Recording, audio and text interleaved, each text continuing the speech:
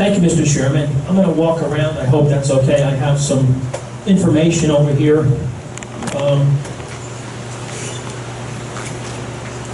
For those that don't know me, my name is Daniel McCarthy. I'm a Hopatcong resident. I've lived here all my life. I'm Hopatcong's appointee to the Lake Hopatcong Commission. Before that, I was associated with the Lake Hopatcong Regional Planning Board as their borough representative then.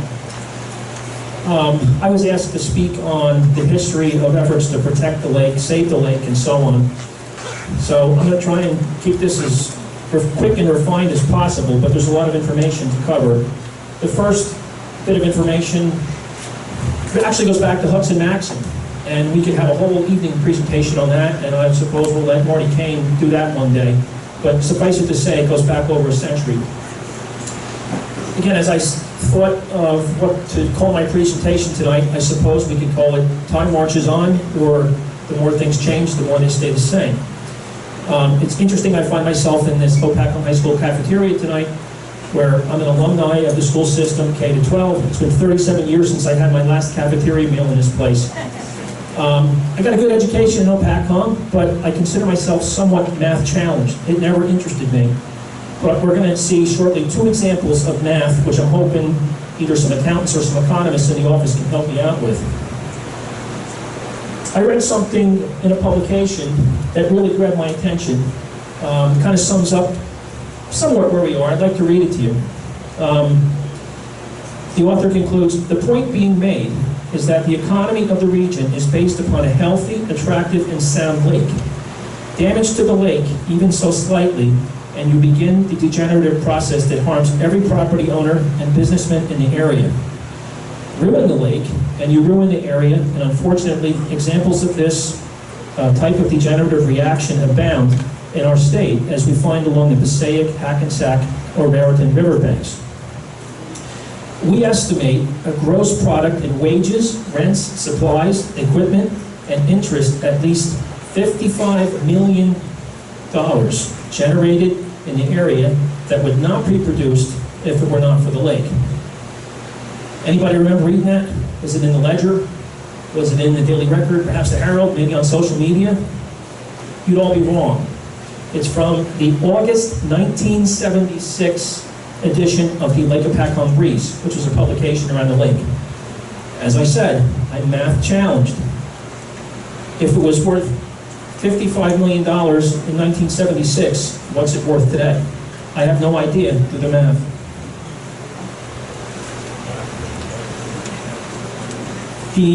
One of the early efforts to protect the lake was the Lake Hopatcong Protective Association, which was active from the 1940s until it was absorbed into the Lake Hopatcong Foundation shortly after that entity's founding. That agency did a lot for public education, for awareness. They advocated for the lake for many years. Cliff London, former mayor of Hopatcong and regional planning board member, was an active participant in that. They produced a lot of interesting information, such as this boating is fun boating, safe boating is fun boating brochure. But eventually they folded up. Shortly after that, we have the creation of the league. Actually, 1961 saw the report there that's on the screen. I'm going to ask Dr. Love now to click to the next page. That's a report summarizing the need for a regional entity. Because don't forget, we have 4 towns, 2 counties, and the state of New Jersey that have something to do with this entity. So this is dated July 1st, 1961. It was addressed to all persons who are concerned about the lake. I have a copy of it over here. It's a whole pamphlet. I won't bore you with it. If you want to come up and thumb through it later, you can. Excuse me, Dr. Steinbaum. So again, it was a report, slide 3. It was addressed to the mayors, governing bodies of Lake Hopatcong area and the freeholders of Orange and Sussex counties. It went on and on to talk about the lake's problems and the need for a regional method to address those concerns.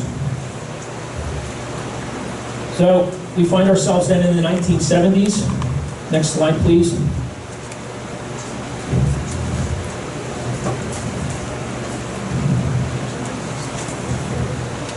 No? This is slide 4. So we have then Senator Dumont trying to deal with the weeds. He was working in 1974 to get $50,000 to address weeds. Here's a copy of the News Leader article from the era. Anybody remember that publication? Next slide, please. We have on the left, then Councilman Richard Hodson, and who's the guy on the right? I can tell you what, it's very, very early Cliff London working with another Save the Lake project. Next slide.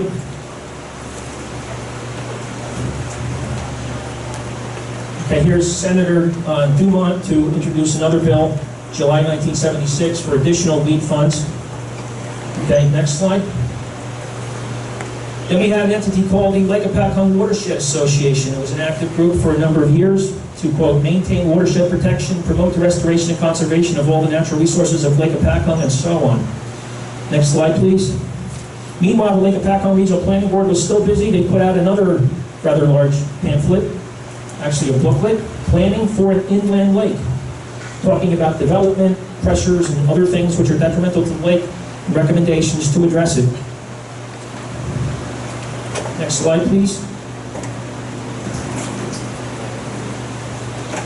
And then we have an article that was in the Daily Record, Monday, June 11th, 1979. That was the first weed harvester that came to Lake Hopatcong. It was a prototype to show an alternative to chemicals. So that's when weed harvesting took root. Shortly after that, the Regional Planning Board, I believe in 1984, got grants for 3 harvesters. Ultimately, they ended up with 3 harvesters, and they continued on with that. Then in 1980, next slide, please, we had another outfit come along, and it was called the Lake Hopatcong Preservation Group. In 1980, we had an issue with the pumping of the lake, the water lines that are in place to pump water over the hill into the Rockaway River. This lake is supposed to be an emergency source of drinking water. I assume that means it should be clean. So this group was active for a couple of years, and then it folded up. Next slide, please. Then we ended up in 1999. At that point in time, I was on the Regional Planning Board. We had 3 harvesters. If we were lucky, only 1 worked at a time. They had holes in them because they were regular steel. They were rotted. We got the idea that maybe we should put foam in them, flotation foam. Turned out that the flotation foam absorbed water, so that was a real crisis. In 1999, their funding was delayed. There was grant money that was supposed to come. It never came. There was many sections of the lake that were totally weed choked. It was said that navigation was almost impossible from Landing Channel to Bertrand's Island.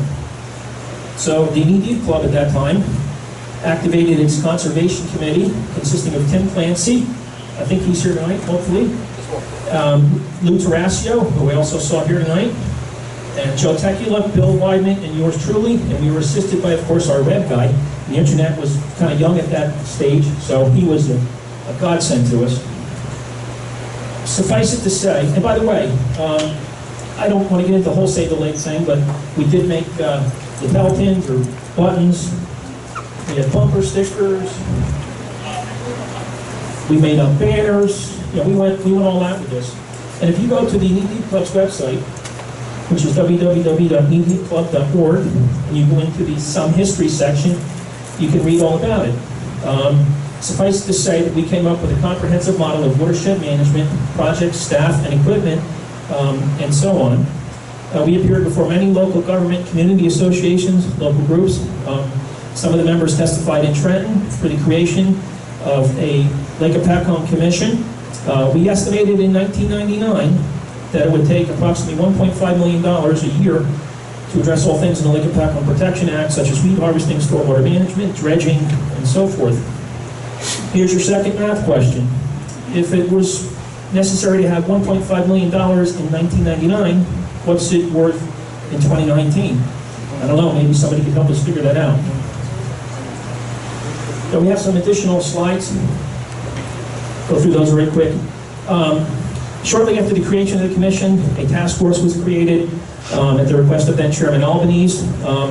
We had to find enough work to keep the staff busy for 52 weeks a year. I think we more than did that.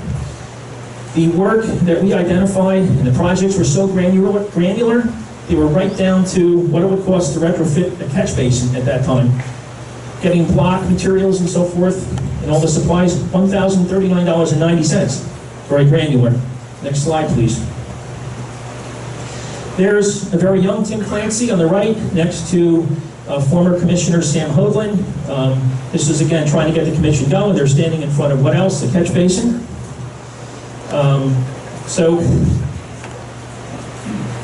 what the staff was supposed to do between the summer was weed harvesting. That was a no-brainer. During the fall and the spring, they were supposed to be doing catch basin retrofits, mapping the stormwater management outfalls of the lake, working with the towns and counties on the shared services agreement. And by the way, I expect that Dr. Love now will shortly show data that documents that lower phosphorus levels existed when the Lake Hopatcong Commission was at its most active. So, next slide. So, shortly after we got up and running, the money was cut. That's a 2003 article. 1 year we get $1.5 million, the next year we get nothing. I don't understand the rationale or reason. We're still trying to figure that out. Next slide. Kind of the same thing from the Daily Record, same time period. Next slide. We're going to get to that in a little bit, but so thanks to Senator Bucco, after this crisis happened, we had a series of cash infusions, I think $300,000 here, $400,000 there. We stumbled along on life support. Then we found creative methods to get some funding from the iBoat grant, and we were looking at every nook and cranny under the couch cushion. And it was a slow downhill and very agony, painful death spiral as the field staff was let go, and finally our administrator. So all meaningful activity at that point stopped cold. So during this period of 2000 and 2015, we saw a couple other groups pop up. One was the Lake Hopatcong Alliance, which was in the late 2000s, followed by the Lake Hopatcong Foundation in 2012, which thankfully seems to have a very broad and strong root system, along with what I believe is staying power. A little over a year ago, in the waning days of the Christie administration, our local legislators were able to secure $500,000 annually from the Motorboat License Fund. It is still a far cry from having $0, and it certainly rejuvenated us, but candidly, it is woefully inadequate to address all of the items in the Lake Hopatcong Protection Act, which I again will indicate, at the time in 1999, was estimated to be $1.5 million. So at the last meeting, I challenged audience members to literally walk up and down their streets and look into the catch basins. What did you see? Up on the screen is what a state-of-the-art catch basin looked like in 2002. Basically, on the right side, although you can't see it, there's supposed to be an inlet pipe. Whatever comes in is captured. There's a little snout, which is on the left-hand side, so all the sediment goes to the bottom, and only cleaner water goes out the outlet pipe. And at the time, we were advocating putting in absorbent pillows with phosphorus, help me out. Yeah, iron oxide sleeves now, they're upgraded.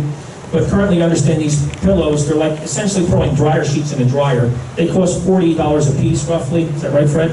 And what they do is they're designed to be suspended or hung in the catch basin, and as the water comes through, it's supposed to act like a magnet to pull in phosphorus, which won't end up in the lake and won't end up causing weeds or algae.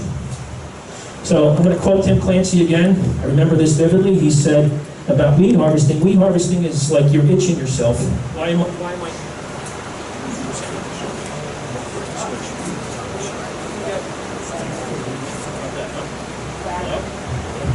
There we go. So Tim used to say, if I've got the itchy scratchies, I scratch myself to relieve the itch, but what's going on here? It could be that I have psoriasis. So that's kind of like what it is with the lake. The algae and the weeds are caused by nutrient loading, which is phosphorus. So you got to arrest this stuff before it ends up in the hillside. So we need to get back to stuff like this, such as catch basin retrofits, mapping the outfalls, cleaning out the sediment deltas in the lake. We lost an opportunity last fall to do that. I know our local state park superintendent was trying to work and get us a statewide permit so that towns could go and clean it up. Unfortunately, that got tied up in red tape. It never happened. Hopefully next time that can be fixed. So what has to happen now?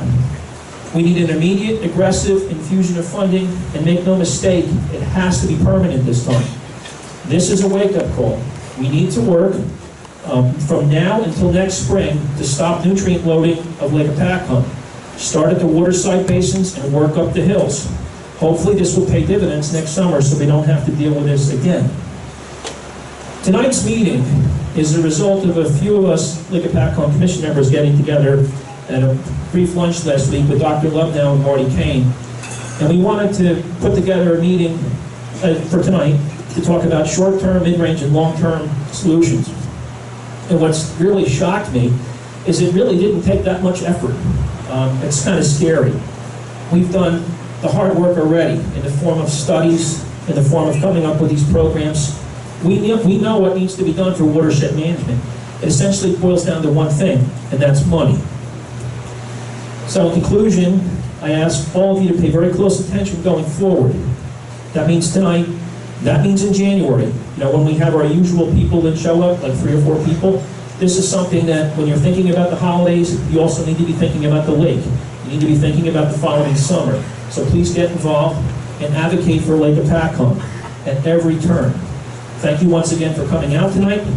And I leave you again with this one final statement. We need your help. Thank you very much. Very informative. Marty Kane, you want to give us an update from the foundation?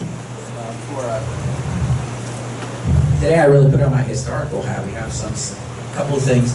And your real point tonight is we just didn't get here like because it happened this summer. There's a long history to how we got here, and there's a lot of missed opportunities along the way, and I think that was one of Dan's major points, where if we had been funded at $1.5 million a year continuously over the last 10 years, we wouldn't have this bloom on the lake today. There is no doubt in my mind. Yes, a lot of this is nature caused, but it's also because we dropped the ball. And when I say we, it's not you people in the room, but we as a collective state have dropped the ball on this. Just a little bit out the lake, it's mostly things you know, but we figured we'd throw them up there anyway as long as we're throwing things. Probably the most important one up there is there's 2,200 homes on Lake Hopatcong. That's a lot of homes on one lake, and that, you know, is one of the issues we have to deal with. And the fact that under 45% of the lake has sewers, you know, obviously that's a lot of septic loading that's going on in the lake, and certainly that combined with our stormwater management issues is putting a lot of food in for things like algae or bacteria. The other thing I know Fred wanted me to make sure I mentioned is the amount of boats that use the lake. Hey, we all know on a Saturday or Sunday when the weather's good and all, there's a lot of boats out there. You can go into Byron Cove. If you had predicted yesterday's weather on a normal Sunday in Byron Cove, you probably would have had close to 400 boats in there. We get a lot of boats on this lake. We try to share the lake as much as we can. We've made big efforts in that to kind of share the lake. And on a Saturday, Sunday, it can get very used, and it does stress out the lake to a lot of extent. But that's something we live with when you have a lake this size, an hour from New York City. I thought this was just really good, and I hope some of you can read it. But this is just really quotes going back from 1960 about the problems at Lake Hopatcong. Like I said, this issue did not just suddenly come about. We've had things, you know, from 60, 83, 84, 86, and 93. Just sample comments I just pulled out of different papers and news articles, feature stories. I know Cliff London likes to say, like, a lot of the problems at the lake, they reappear every 10 years. It's kind of like that with the lake. Something causes us to reappear. And that's what you really have here. It's not like all of a sudden this happened. There's been a lot of warning signs. There's been just a lot of issues out there that we haven't probably paid the proper attention to. And Mother Nature threw the perfect conditions at us this year to give us what we have out there now. But as you can see, I mean, in the 80s, they were still yelling. The Lake Hopatcong Commission didn't come about by accident. It was because in recognition of the problems we had. Fred?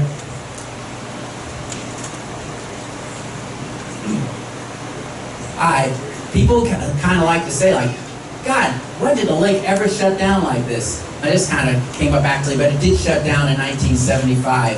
And this was because we kind of didn't get it right with the herbicides on the lake. They put in too much herbicides and they had to close the lake over the 4th of July weekend. Some of you old timers may remember that out there. And we certainly don't want to go back to that point where we're just dumping chemicals in the lake to try to fix problems. But that is what we were doing then. And you know, it wasn't accidentally that we got to weed harvesting. No one's saying that weed harvesting is a perfect solution to this problem. It was never meant to be. It was always meant to be an interim fix. It was like cutting that lawn out there so your neighbors don't bitch at you. You know, the whole idea was we didn't want to keep dumping lake-wide chemicals in. And a lot of people in recent years have said, hey, just throw the chemicals back in. It worked in the past. But there's a lot of other problems that come about from that. And I'll quote Mayor Francis, if you want to drink one of those glasses with the chemicals in it, he'll be the first one to set you up. Hi, please. Hi, I stole Fred's chart. He sent it to me at like 2 in the morning last night. Thank you, Fred. And you can't look at this from a historical perspective and not look at these numbers. Okay, they're a little bit over, but look what happened when the Lake Hopatcong Commission really got going with their stormwater management efforts, and you see where we got in 2010. We were at like a really low level on the lake, and it had been going down 3 years in a row, and we were all feeling good about ourselves. And then what happened? We stopped funding. And it kind of leveled out for a couple of years, and what have we seen pretty much every year since? The amount of phosphorus in the lake has gone up to the point where before this bloom started, Fred said, he goes, wow, this is the highest phosphorus count we've really ever seen in the lake since Princeton Hydro was measuring. And what happens right after that? We get a large bloom on the lake. All right. So, I mean, so from the historical perspective, and that's all I was brought up for, was kind of give you a little bit of, it ain't a new problem, but the most important thing is, this time we got to get the solution right. We can't just drop the ball halfway through. We've shown that we can do this. We've shown that the solutions are there and we're going to turn them over. But this time we have to follow through. And obviously, it takes a big effort. There's going to be a need for both state and federal support on this. It's thrilling to see so many of our elected officials in the room tonight, and their support is tremendously appreciated. But, you know, we can't kind of make that same mistake again. Thank you.